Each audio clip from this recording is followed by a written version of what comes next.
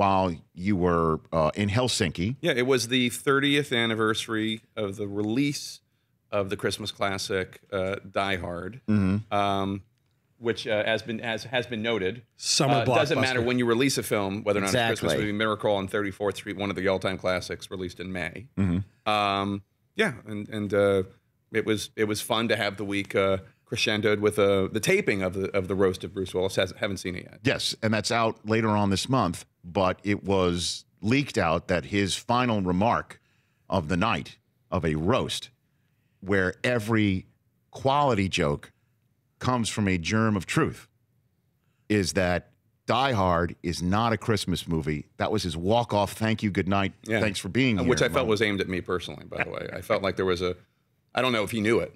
But it was aimed at you personally. Well, I think I am one of the most prominent assertors of the fact that Die Hard is asserter of the fact. That rhymes with truther in a way. But okay, yeah. Asserter of facts. Best Christmas movie ever made. There's a tweet of mine. Yeah, yes. Well done, Jake. Okay. Yeah. Well it's done. just these are no, but you understand. I wrote an entire poem about. Oh, I saw it all about Die Hard being a Christmas movie. Because that was aimed at me. It was a response to you, yes. but I tweeted it for everyone. But so let me just now that do you want me to build the case? I mean, do you want me to explain why? No. We are here face to face. I've been doing it for why weeks, John McClane and his pursuit of his wife Holly. Why that story has something to do with Christmas? I mean, do you want me to do it? Sure, because to me, a Christmas movie isn't a Christmas movie just because it takes place during Christmas. There must be some. Isn't that the definition of a Christmas movie? No. The definition of a Christmas movie is, yes, it may take place during Christmas, but there is some essence of the Christmas spirit redemption that is woven throughout the entire saving the world film, like redemption. No, like going after loved ones. No, good like versus evil. A miracle. Do you not think that John McClane's performance and success was miraculous? No, I don't. No. One man wearing shoes. One man against this group of thugs. How many movies do you see one man against a group of thugs that just happens to take place during Christmas? That makes it a Christmas movie. So you don't think that John McClane in any way was intended to be a Christ figure, symbolically? Absolutely not. The stigmata on his feet mean nothing to you? Nothing? He's not wearing a shirt. He's bleeding. His shoes are taken off. He took off his shoes. That's why they shot the glass. Whoever shot the glass in the Bible. I mean, like, what are we talking about here? I don't think they had glass. So back Christmas then. movies have to only have be limited by what is experienced in the year zero.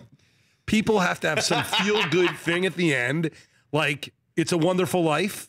Me and Rich, we talk about it. Right. An angel gets his wings. Which angel got its wings? John McClane. Reginald Val Johnson. Got his wings. John McClane. It was a redemption What's story. What's his wings? A nice flight home with a teddy bear in first class? The flight in. All right. Please. John McClane comes to, on Christmas Eve, comes to try to fix his life, right? Okay. With his wife, Holly. Her name is Holly. Like deck the halls with boughs of. Is her name Molly? No, her name is not Molly. Nope. Her name is Holly. Okay. All right. The entire film takes place on Christmas Eve, start to finish. It's not just like one scene. The entire film, Christmas references throughout the movie, everything, songs, references, questions about do they even have Christmas in Japan, Mr. Nakatomi? Do they? It's throughout. There is a Judas character, right? I mean, there is a pregnant woman at Nakatomi Plaza. There is reference after reference of miracles and one man sacrificing himself to the point that he has stigmata, bloody feet.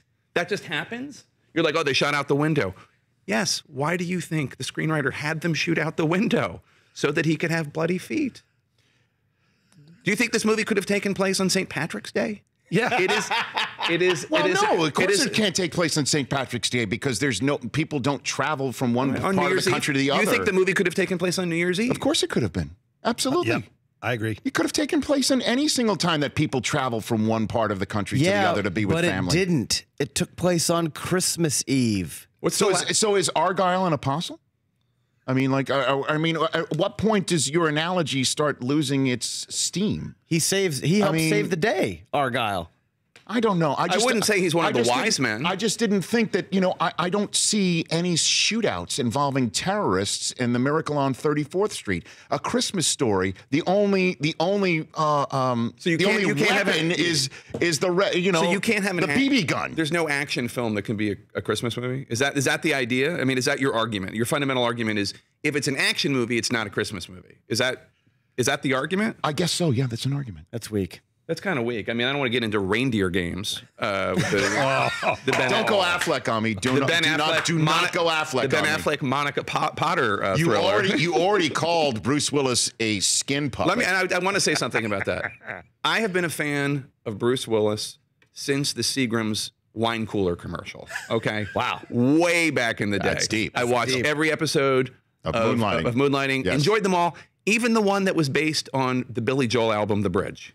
I don't know if you remember Big Man on Mulberry Street. That's deep. You are deep right now. So I'm a fan of his. So I don't mean to berate him, but I do think a screenwriter knows more about the intent of a film than the actor. I do think that.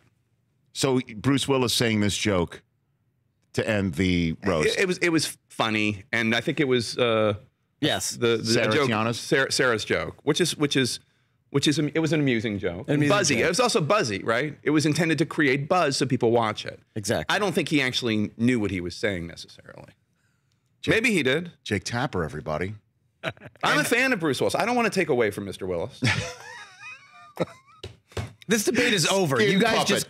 just got owned by Jake. I did not get owned. no, I would not- You I got would not say completely owned by Not at all. Jake. If her name was Holly Claus, maybe we Look, did. But Holly, I might have lost to a puppet. Holly with an I eye. just might have lost to a diehard puppet. I don't know what that means. I'm not a puppet. You're the puppet. You're the puppet. The Rich Eisen Show, weekdays at noon Eastern on Audience.